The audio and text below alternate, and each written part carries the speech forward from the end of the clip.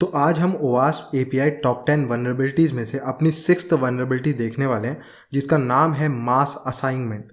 अब इसका नाम भी खतरनाक है, इसकी डेफिनेशन भी खतरनाक है, लेकिन वनरेबिलिटी को अगर समझोगे तो इजी है। ठीक है, वो ज़्यादा कॉम्प्लेक्स नहीं है। वनरेबिलिटी को समझने की ज़रूरत है, क्योंकि इसके नाम पढ़ने से मैं भी पहली बार कंफ्यूज हो गया था कि ये करती क्या है, और इतनी खतरनाक डेफिनेशन लोगों ने बता रखी है। लेकिन मैं इसके आपको प्रैक्टिकल एग्जाम्पल दिखाऊंगा, इसके 3-4 एग्जाम्पल्स होंगे, तो आपको बिल्कुल क्लियर हो जाएगा कि मैं यहाँ पे क्या बात कर रहा हूँ। बहुत सिंपल वनरेबिलिटी है, मतलब लॉजिकली सोचोगे ना तो बिल्कुल ईजिली समझ आ जाएगी कि वनरेबिलिटी है क्या। तो यहाँ पे सबसे पहले मैं इसकी टेक्निकल डेफिनेशन पढ़ता हूँ। Binding client provided data example JSON to data models without proper properties filtering based on a white list usually lead to mass assignment, either guessing object properties, exploring other API endpoints, reading the documentation, or providing additional object properties in request payloads, allows attacker to modify object properties they are not supposed to। ठीक है, अब मुझे पता है किसी को समझ नहीं आया होगा, तो मैं यहाँ पे समझाता हूँ ये क्या कह रहा है। देखो, लेट से एग्जांपल लेते हैं कि एक ई कॉमर्स वेबसाइट है जिस पे सामान बेचते हैं, कोई भी हो सकती है, फ्लिपकार्ट, अमेजॉन। ठीक है, तो उस पर कोई ऑब्जेक्ट क्या हुआ, एक प्रोडक्ट। ठीक है, कोई भी एक प्रोडक्ट है, कोई लैपटॉप लेट से बिक रहा है। ठीक है, तो लैपटॉप एक ऑब्जेक्ट हुआ। अब लैपटॉप से रिलेटेड बहुत सारे उसके एट्रीब्यूट्स होंगे, जैसे लैपटॉप का वेट कितना है, लैपटॉप का रैम कितना है, लैपटॉप का प्राइस कितना है, लैपटॉप का जो भी लैपटॉप से रिलेटेड चीज़ें हैं, उसका प्रोसेसर क्या है, वो सब।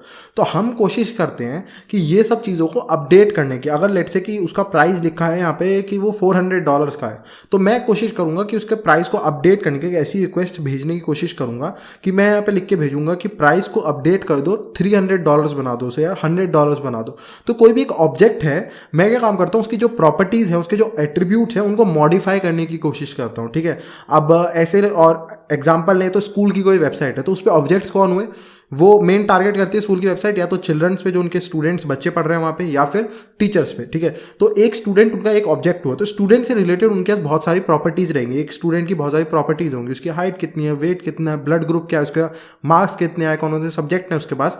अब ये सब चीज़ें मेरे को ऑथराइज नहीं होनी चाहिए, ये सिर्फ एडमिन करना चाहिए। लेकिन मैं ये ट्राई करूंगा कि क्या मैं उसकी हाइट को अपडेट कर सकता हूँ, क्या मैं उसके रोल नंबर को अपडेट करने की कोशिश कर सकता हूँ, जो पिछला है उसको हटा के कुछ नया डाल सकता हूँ, उसके मार्क्स अपडेट करने की कोशिश कर सकता हूँ। ये सब मैं कोशिश करता हूँ कि जो ऑब्जेक्ट है उसकी जो प्रॉपर्टीज ऑलरेडी सेट है, मैं उनको अपडेट करने की कोशिश करता हूँ, उसकी कोई नई वैल्यू सेट करने की कोशिश करता हूँ। अब जिन लोगों को ये समझ नहीं आया अभी भी, तो मैं प्रैक्टिकली करके दिखाता हूँ, तो बिल्कुल क्लियर हो जाएगा। इसके काफ़ी सारे एग्जांपल्स दिखाऊंगा, तो आसानी से समझ आ जाएगा मैं क्या बात कर रहा हूँ। बहुत सिंपल वनरेबिलिटी और बहुत कॉमनली देखने को मिलेगी, और लॉजिकली थिंकिंग में एकदम बढ़िया है ये। ठीक है, तो मैं आ गया हूँ बर्ब स्यूट के अंदर। अब बर्ब स्यूट में आने के बाद मैं प्रॉक्सी के अंदर इंटरसेप्ट टैब में हूँ। ठीक है, यहाँ पे, और आपको ओपन ब्राउजर पे क्लिक कर देना। इन्हीं के ब्राउजर का हम यूज लेंगे अपना सारा काम आगे का करने के लिए। अब ब्राउजर पे आने के बाद अब मैं एज्यूम कर रहा हूँ कि आपने CR API का डॉकर ऑलरेडी रन कर लिया होगा। ठीक है, सब रनिंग होगा, तब आप यहाँ पे CR API की वेबसाइट खोल पाओगे। तो मैं लिखूंगा 127.0.0.1:8888, एंटर मारेंगे इस पर, और यहाँ पे हमारा CR API की जो वेबसाइट है वो खुल जाएगी।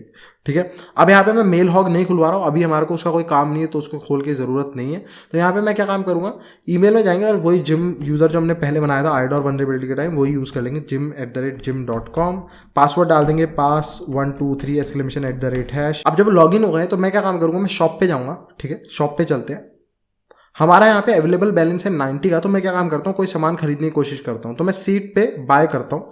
ठीक है, ऑर्डर सेंड सक्सेसफुली हो गया। अब मैं इस रिक्वेस्ट को बर्ब स्यूट में देखूंगा। ठीक है, बर्ब स्यूट में वापस आते हैं, HTTP हिस्ट्री पे चलते हैं, और मैं यहाँ पे क्या काम करूंगा, जो हमारी CR API वाली जो IP एड्रेस है, URL है, इसको मैं ऐड टू स्कोप कर दूंगा। ठीक है, और उसके बाद फिल्टर पे क्लिक करूंगा, उसके बाद show only in scope items apply करेंगे, ताकि हमारे को खाली CR API की रिक्वेस्ट दिखें। सबसे लास्ट में जाएंगे तो हमारे को दिख जाएगी हमारी रिक्वेस्ट यहाँ पे है, जिसमें आपको दिख रहा होगा पैरामीटर सेंड हो रहा है। तो यहाँ पे इसको ऊपर कर लेते हैं यहाँ पे, और ये आ गया हमारा यहाँ पे प्रोडक्ट ID 1, क्वांटिटी 1, और इसका रिस्पॉन्स क्या है, ऑर्डर सेंड सक्सेसफुली। हमारा क्रेडिट जो हमारा बचे हैं पैसे, हमारे पास $80 बचे हैं। बाकी हमने पहले 10 खर्च करे थे एक पिछली वीडियो में, और इस बार 10 और हमने खर्च कर दिए। एक कुछ हमने लिया है ना, मेरे ख्याल चेयर लिया हमने, तो उसमें 10 और खर्च हो गया। अब मैं यहाँ पे क्या करने की कोशिश करूँ, मैं इस रिक्वेस्ट को रिपीटर पे भेजूंगा। ठीक है, सेंड टू रिपीटर पे जाएंगे, और मैं यहाँ पे क्या काम करूंगा, जो इस प्रोडक्ट की ID है वो तो सेम रहने देंगे, कौन सा प्रोडक्ट खरीदें, क्वांटिटी को बदलेंगे। क्वांटिटी को मैं क्या काम करूंगा, इस प्रोडक्ट की ये प्रॉपर्टी है कि कितनी खरीदनी है, तो मैं इसको बदल के लेट से यहाँ पे अगर मैं माइनस में कर दूं तो क्या होगा, मेरे को ये देखना है। तो अगर मैं -1 कर दूं, तो -1 का मतलब क्या है कि मैं यहाँ पे एक कम ले रहा हूँ, मैं कम कर रहा हूँ, जो मेरे पे ऑलरेडी है वो कम कर रहा हूँ, तो मेरा बढ़ना चाहिए, रिटर्न हो जाना चाहिए। ठीक है, तो वो मेरे को ट्राई करना है कि क्या ऐसा होगा या नहीं होगा। तो यहाँ पे इसको सेंड करते हैं रिक्वेस्ट को, मेरा क्रेडिट जो है बढ़ जाना चाहिए 10 से। से, तो आप देखोगे 90 हो गया।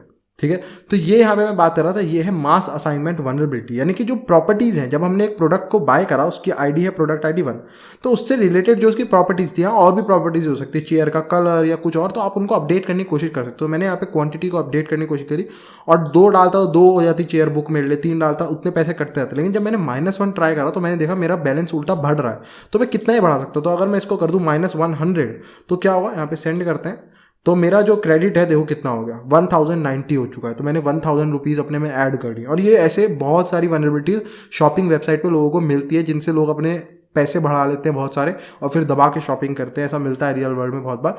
तो ये थी सिंपल एक मास असाइनमेंट वनरेबिलिटी का एग्जाम्पल। मैं और दिखाता हूँ अब आपको। तो वापस से हम यहाँ पे शॉप पे हैं, ठीक है। शॉप पे आने के बाद ना मैं अब क्या काम करूँगा, मैं हमारे जो पास्ट ऑर्डर्स हैं उनको देखता हूँ, जो मैंने ऑर्डर करे हैं।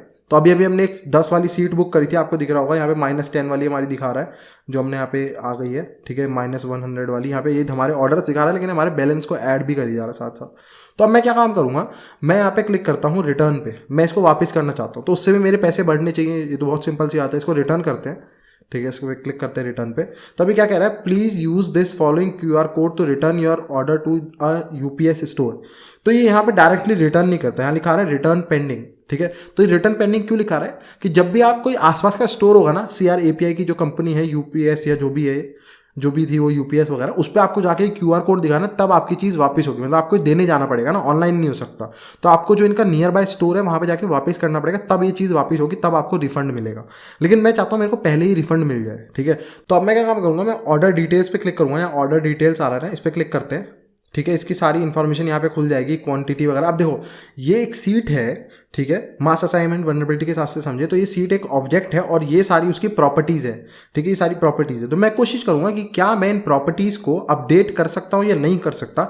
अगर मैं कर पा रहा हूँ, वैल्यूज़ को चेंज कर पा रहा हूँ सर्वर के अंदर, ठीक है, कि वहाँ पे सर्वर में लिखा था कि अभी तक रिटर्न पेंडिंग है और मैं उसको चेंज करके लिख दूँ कि रिटर्न कर दिया मैंने, ठीक है, तो मेरे को रिफंड आ जाएगा। तो मैं इसको अपडेट करने की कोशिश करूंगा, तो वो मास असाइनमेंट वनरेबिलिटी होगी। तो अभी सेम रिक्वेस्ट को मैं जाके देखूंगा बर्ब स्विट के अंदर। तो बर्ब स्विट पे वापस आता है और यहाँ पे मैं क्या काम करूंगा, मैं यहाँ पे जाऊँगा प्रॉक्सी के अंदर, ठीक है। प्रॉक्सी पे आने के बाद यहाँ इसको नीचे करेंगे और सबसे लास्ट जो हमारी रिक्वेस्ट है ऑर्डर 40 नंबर की वाली, ठीक है, इसको देखते हैं रिक्वेस्ट को। तो ये हमारी रिक्वेस्ट है जो हमने 40 नंबर की पूरी डिटेल्स दी और रिस्पॉन्स में हमारे को उस पूरे जो 40 नंबर का हमारा सीट थी, जो हमारा ऑर्डर था, उसकी सारी डिटेल आ जाएगी, email number, ID, name, price, ये क्वांटिटी, स्टेटस क्या है उसका, रिटर्न पेंडिंग है, क्रिएटेड ऑन, ये सब हमारे को इसकी प्रॉपर्टीज दिखा रहा है। इसकी ये जो ऑब्जेक्ट है सीट, यानी कि ID, जो ये ऑब्जेक्ट ID 40 है जिसकी, उसकी सारी डिटेल्स प्रॉपर्टीज दिखा रहा है। तो मैं इस रिक्वेस्ट को भेजूंगा रिपीटर पे, ठीक है। रिपीटर पे चलते हैं और रिपीटर पे आने के बाद ना अब मैं यहाँ पे क्या काम करूंगा, अब इसको सेंड करेंगे, ठीक है, और रिस्पॉन्स देखेंगे, ये रिस्पॉन्स आ रहा है। अब मैं चाहता हूँ कि इन वैल्यूज़ को मैं अपडेट कर दूँ, ठीक है। तो मुझे ये पूरा डेटा क्राफ्ट करके भेजना पड़ेगा सर्वर के पास कि इन वैल्यूज़ को अपडेट कर दूँ। तो मैं चाहता हूँ कि जो स्टेटस है ना, इसको पहले अपडेट करना चाहता हूँ, ठीक है, स्टेटस को और क्वांटिटी को। तो मैं चाहता हूँ कि इसकी 10 क्वांटिटी, यानी कि एक को 10 कर देंगे और स्टेटस को रिटर्न कर देंगे कि ये 10 बार रिटर्न कर दो इस चीज़ को, ठीक है। तो वो हम ट्राई करते हैं कि कर सकते हैं नहीं कर सकते। तो यहाँ पे रिक्वेस्ट में वापस चलते हैं, यहाँ नीचे जेसन डेटा बनाते हैं, ठीक है। कुछ यहाँ पे अपने हिसाब से एक जेसन डेटा बनाएंगे। यहाँ आते हैं और यहाँ पे आने के बाद सबसे पहले हमारे को देना है स्टेटस, ठीक है। स्टेटस के अंदर हम क्या देंगे, यहाँ पे रिटर्न ट्राई करते हैं। मेरे को नहीं पता यहाँ पे क्या वैल्यू होगी रिटर्न के लिए, क्योंकि रिटर्न पेंडिंग आ रहा है। रिटर्न हो सकता है, रिटर्न हो सकता है, कुछ भी हो सकता है। और फिर क्वांटिटी भी ट्राई करेंगे, कॉमा लगा देते हैं, ठीक है। जेसन डेटा है ऐसे ही जाता है, इसका फॉर्मेट होता है जेसन डेटा का। यहाँ दे देते हैं क्वांटिटी, ठीक है। और यहाँ पे हम कोलन लगाएंगे और यहाँ दे देते हैं लेट्स से 10 बार इसको वापस करो। अब एक चीज़ हमेशा याद रखना, अपडेशन के लिए कभी भी मेथड जो होता है वो गेट नहीं होता। तो गेट को हम चेंज करके यहाँ कर देंगे पुट। हमेशा मेथड जो होगा वो पुट होगा, ठीक है, क्योंकि ये अपडेशन के लिए यूज़ होता है पुट मेथड, ठीक है। डेटा को सबमिट करना है, पोस्ट या गेट मेथड उसके लिए यूज़ होता है, ठीक है। डेटा को फेच करना है तो गेट मेथड यूज़ कर सकते हो, या पोस्ट मेथड डेटा को सबमिट करने के लिए, और पुट मेथड डेटा को अपडेट करने के लिए। डिलीट मेथड यूज़ होता है डेटा को डिलीट करने के लिए। HTTP के मेथड्स होते हैं, ये बेसिक है, इनको आप जब वेब फंडामेंटल्स पढ़े होंगे तो उसमें आपने पढ़ा होगा ये, ठीक है। तो अब मैं यहाँ पे इसको कोशिश करूँगा कि क्या ये अपडेट होंगे या नहीं होंगे। तो यहाँ पे एक लास्ट में स्पेसेस को हटाएंगे और यहाँ पे इसको सेंड करके देखते हैं कि ऐसा हो रहा है या नहीं हो रहा। सेंड करते हैं, रिस्पॉन्स में देखते हैं, the value of status has to be delivered, return pending है, रिटर्न। अच्छा, इसमें से कोई एक करनी पड़ेगी, तो हम रिटर्न सेट कर देते हैं इसकी वैल्यू को। फिर ट्राई करते हैं रिटर्न, ED कर देते हैं इसको, सेंड करते हैं, रिस्पॉन्स देखते हैं क्या आया। और आप देखोगे यहाँ स्टेटस अपडेट हो गया, रिटर्न हो गया है यहाँ पे स्टेटस, ठीक है। और क्वांटिटी 10 हो गई है और यहाँ पे इसका एक का प्राइस 10 था, तो हमने 10 बार इस चीज़ को रिटर्न कर दिया। तो मेरे ख्याल से जो मैं सोच रहा हूँ यहाँ पे हमारा जो क्रेडिट था वो बढ़ जाना चाहिए 100 से, ठीक है। हमने 10 क्वांटिटी में वापस करा 10 रुपये की चीज़ को, तो वो मल्टीप्लाई हो जाएंगे 10 × 10 100, तो हमारा 100 जो है क्रेडिट बढ़ जाना चाहिए। हमने 10 चीज़ों को रिटर्न कर दिया 10-10 रुपये की। तो हम चल के देखते हैं कि हमारा बैलेंस बढ़ा या नहीं बढ़ा हमारे वेबसाइट पे। तो मैं वापस शॉप पे क्लिक करता हूँ, शॉप पे चलते हैं और यहाँ पे आप देखोगे अब यहाँ हो गया 1190, हमारा 100 रुपये का बैलेंस बढ़ गया। तो हमने यहाँ पे एक और मास असाइनमेंट वनरेबिलिटी करी, हमने एक ऑब्जेक्ट की प्रॉपर्टीज़ को अपडेट करने की कोशिश करी और वो अपडेट हो गई। तो हमने मेथड को चेंज करा पुट में, क्योंकि अपडेशन के लिए वो यूज़ होता है, और हमने अपनी तरफ से जेसन डेटा ऐड कर दिया।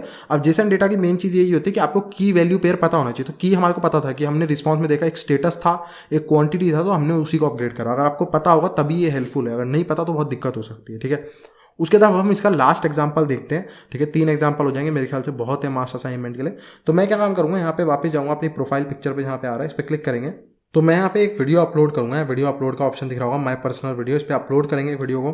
अब याद रखना ये वीडियो 10 MB से कम होनी चाहिए तभी अपलोड होगी। मैंने नेट से एक डाउनलोड कर लिया, आप भी कर लेना। ओपन करते हैं इसको, ये यहाँ पे अपलोड हो जाएगी वीडियो, अपडेटेड सक्सेसफुली। ओके करेंगे इसको। यहाँ पे आप दोबारा 3 डॉट्स पे क्लिक करोगे तो अब आपको कुछ ऑप्शन दिखेंगे। तो यहाँ पे मैं क्या काम करता हूँ, चेंज वीडियो नेम पे क्लिक करता हूँ। इसका नेम बदलते हैं, इसका नेम रख देते हैं लेट से जिम नाम से, इसका नाम रख देते हैं gym.webm, ये नाम रख लेते हैं। चेंज वीडियो नेम करते हैं इसका, ठीक है, ओके कर देते हैं।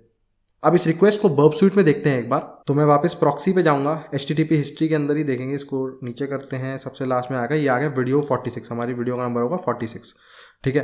तो यहाँ पे आते हैं, ये आ गया, यहाँ पे हमने जो वीडियो नेम दिया था वो अब यहाँ पे अपडेट हो रहा है, उसका नेम वगैरह अपडेट हो रहा होगा, ठीक है। अपडेशन के लिए रिक्वेस्ट।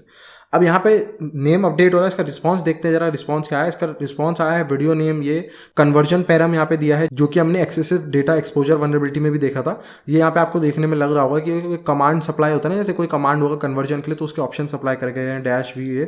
तो मैं क्या काम करूँगा, मेरे को ऐसा लग रहा है कि यहाँ पे शायद कोई कमांड है, तो मैं इसके आगे अपना कुछ कमांड ऐड करने की कोशिश करूँगा। क्या पता है कमांड इंजेक्शन वनरेबिलिटी यहाँ निकल जाए, तो मैं इसको अपडेट करने की कोशिश करूँगा। तो मैं यहाँ पे कन्वर्जन पैरम जो की है इसकी वैल्यू को अपडेट करने की कोशिश करूँगा। तो इसे कॉपी कर लेते हैं और यहाँ पे ऑलरेडी नेम तो अपडेट हो ही रहा है ना, पुट रिक्वेस्ट है, नेम अपडेट हो रहा है। तो यहाँ पे मैं क्या काम करूँगा, इसको सेंड टू रिपीटर करेंगे। पहले रिपीटर में जाएंगे, यहाँ पे हम कॉमा देंगे, नीचे आएंगे नेक्स्ट लाइन में, ठीक है, और यहाँ पे ऐड करेंगे कोट्स के बीच में कन्वर्जन पैरम, ठीक है। यहाँ पे एक कोलन देंगे और यहाँ पे लिख देंगे इसकी वैल्यू जो भी थी पहले, क्या थी वहाँ पे वैल्यू।